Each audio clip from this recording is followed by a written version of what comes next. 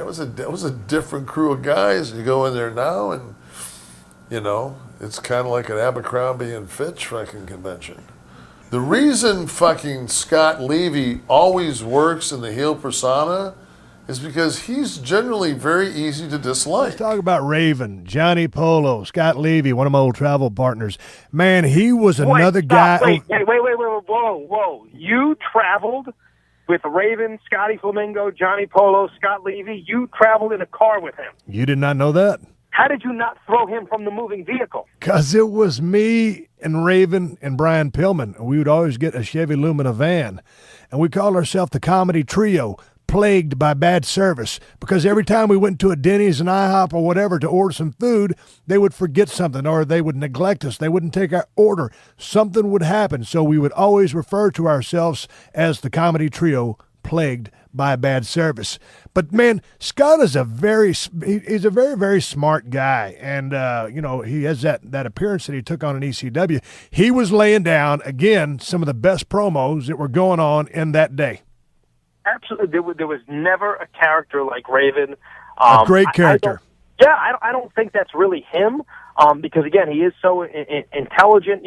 I don't think he had a horrible childhood where he was neglected and or abused and had this internal pain and the need to want to hurt himself, and that's why he did the things he did, because it was self-loathing. But, man, he really made you believe it. He had a great mind for the business. Just driving up and down the road with him, listening to his thoughts on angles, booking, etc. He saw the big picture, and he understood the business. And he could work. He could tell a good story in the ring. Scotty told very good stories with his wrestling. Absolutely had, and when he had a brawl with Tommy, did that as well. But all those storylines he did with the Sandman, where he stole Sandman's wife and turned his kids against him, and Sandman's 7-year-old son turned on Sandman in the ring and was dressing like Raven. All that came from the twisted mind of Scott Levy. Oh, really? Oh, yeah. Oh, that's great.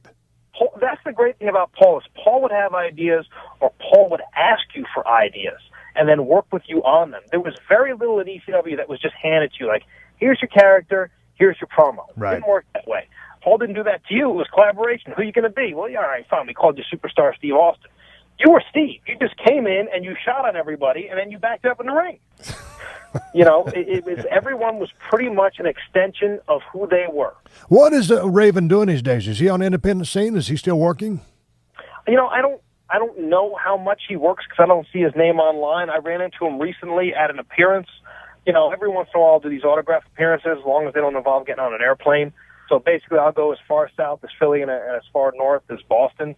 Other than that, I don't want to miss time with my family. So I run into him every once in a while. I don't know how much he wrestles anymore. I don't know if he's in ring shape, to be honest with you. I don't know if he's kept himself in ring shape.